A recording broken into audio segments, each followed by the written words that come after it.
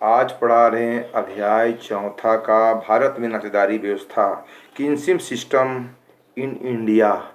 Kinship system in India मतलब India में नातेदारी व्यवस्था सिस्टम क्या है इंडिया में, भारत में, इसके बारे आज बता रहे हैं।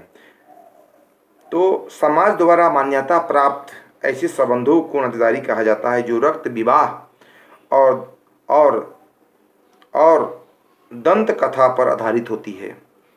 रक्त विवाह और दंत कथा पर आधारित होती है, इसे हम नातेदारी कहते हैं, व्यवस्था कहते हैं। इस प्रकार किसी भी समाज की संरचना को मतलब स्ट्रक्चर को समझने के लिए हमें उसकी नातेदारी व्यवस्था को समझना अति आवश्यक माना जाता है। तब तक भारत की सामाजिक संरचना को समझना भी बहुत ही कठिन होगा। विभिन्न समाजशास्त्रियों और मानवशास्त्रियों ने भारतीय समाज की नातेदारी व्यवस्था के विभिन्न पक्षों की व्याख्या रक्त एवं विवाह संबंध, लिंग भेद व आयु भेद आदि के आधार पर की है। भारत में नातेदारी संबंधों को समझने के लिए दो प्रकार के दृष्टिकोण का उपयोग प्रचलित माना गया है। दो प्रकार का उपयोग प्रचलित माना गया है। पहला है वंश क्रम के आधार पर। पहला क्या है? वंश क्रम के आधार पर। वंश समझते हैं, जो परिवार का वंश होता है, वंश क्रम के आधार पर पहला। दूसरा है विवाह संबंध के आधार पर, मैरिज संबंध के आधार पर, बेस के आधार पर, विवाह मतलब शादी ब्याह के आधार पर, है ना।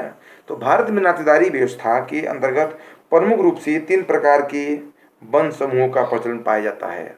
इंडिया में, भारत में नातेदारी व्यवस्था के अंतर्गत प्रमुख रूप से तीन प्रकार के वंश समूहों का, वंश ग्रुप के समूह का वर्णन पाया जाता है, जो इस प्रकार है। पितृवंशीय वंश समूह। पितृवंशीय वंश समूह परंपरा के अंतर्गत वंश का क्रम पिता के नाम से चलता है। क्या होता है? वंश क्रम पिता के नाम से, फादर के नाम से चलता है, उसे पितृवंशीय परिवार नातेदारी कहा जाता है। अब इसी में है ए और बी में है मातृवंशीय वंश समूह। मातृवंशीय संबंध में वंश क्रम का निर्धारण माता से पुत्री को से होता है। माता किससे होता है? पुत्री से, बेटी से होती है। इसे मातृवंशीय वंश समूह का नातेदारी कहा जाता है।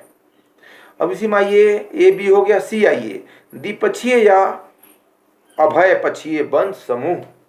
ए बी सी में देखिए द्विपक्षीय या अभय पक्षीय वंश समूह।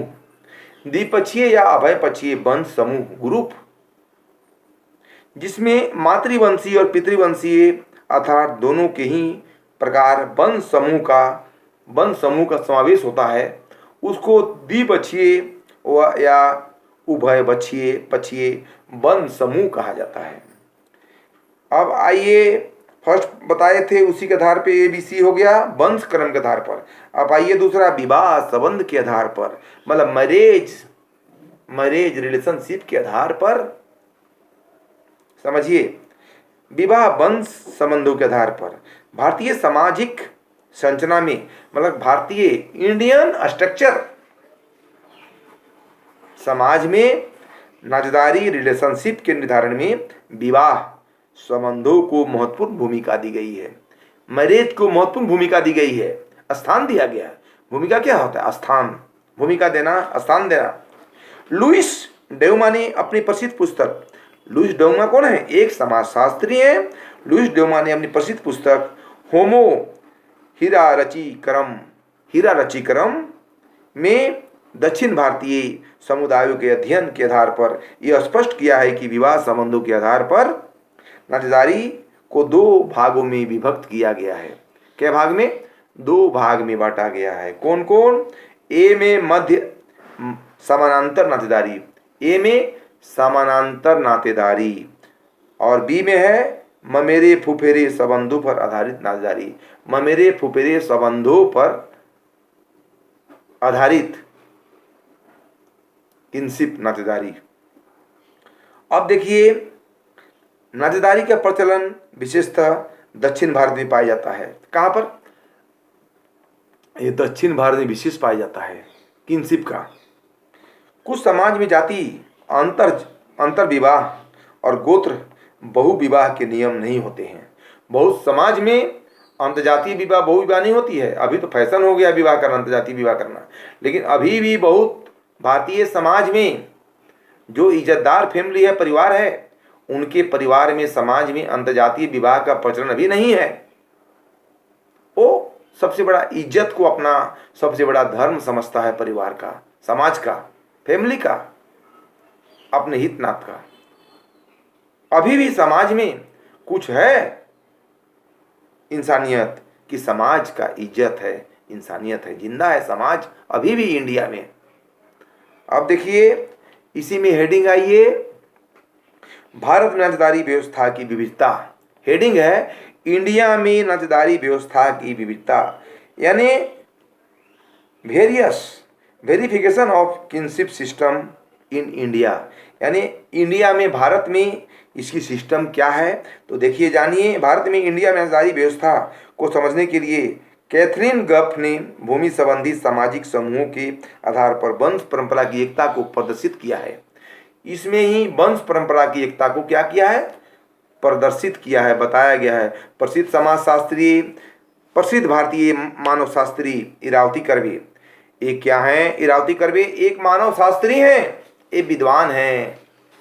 क्या है? मानव इरावती कर्वे, प्रसिद्ध भारतीय मानव शास्त्री इरावती कर्वे।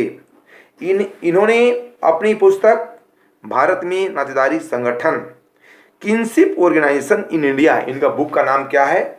यानी प्रसिद्ध भारतीय इंडियन मानव शास्त्री इरावती कर्वे के बुक का नाम है, ने अपनी पुस्तक में लिखा है भारत में नातेदारी संगठन, इंग्लिश में होगा किनशिप ऑर्गेनाइजेशन इन इंडिया, नातेदारी संगठन इन इंडिया। संगठन के बारे में, इंडिया में क्या उसका संगठन, उसके बारे में बताया गया है। अब देखिए इसमें 4 क्षेत्रों में इसको विभक्त किया गया है। उत्तरी क्षेत्र ए में, बी में मध्य क्षेत्र, सी में दक्षिण क्षेत्र और डी में है पूर्वी क्षेत्र। अब ए में देखिए, उत्तरी भारत की नातेदारी व्यवस्था, श्रीमती कर्वे की मान्यता है कि उत्तर भारतीय समाजों में वंश, सत्ता एवं स्थान की दृष्टि से विशेषकर ग्रामीण समाज में पितृसत्तात्मक, पितृवंशीय एवं मातृवंशीय परिवारों का प्रचलन पाया जाता है। ये हो गया। अब बी में आइए, बी में आइएगा मध्य का भारत की नातेदारी व्यवस्था। मध्य भारत की नातेदारी व्यवस्था, kinship system of central India. देखिए इंग्लिश में समझिए, kinship system of central India, केंद्रीय मध्य भारत की नातेदारी व्यवस्था में सेंट्रल बारे बताया गया है। इसमें क्या बताया गया? मध्य भारतीय नातेदारी क्षेत्रों में राजस्थान, मध्य प्रदेश, गुजरात, महाराष्ट्र और उड़ीसा आदि को सम्मिलित किया जाता है। अब सी में आइए, गुजरात व काठियावाड़ में स्थानीय प्रयासों के साथ साथ उत्तर भारतीय नातेदारी व्यवस्था के रीति रिवाज का मिश्रित रूप देखने को हमें मिलता है। सी में क्या मिलता है? मिश्रित रूप देखने को मिलता है। अब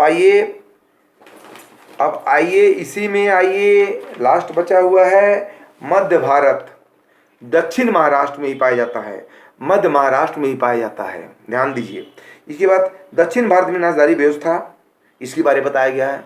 दक्षिण भारत में नातेदारी व्यवस्था, वर्गात्मक नातेदारी शब्दावली का प्रचलन वहाँ पर काफ़ी प्रचलित है। अब इसमें आइए पूर्वी भारत में नातेदारी व्यवस्था, पूर्वी भारत में भी नातेदारी व्यवस्था का सिस्टम काफ़ी प्रचलित हमें देखने को मिलता है ना। उसके बाद इस प्रकार हम कह सकते हैं कि नातेदारी की सिस्टम व्यवस्था भारतीय इंडिया में काफ़ी प्रचलित रूप में देखने को हमें मिलता है। बस आज इतना ही।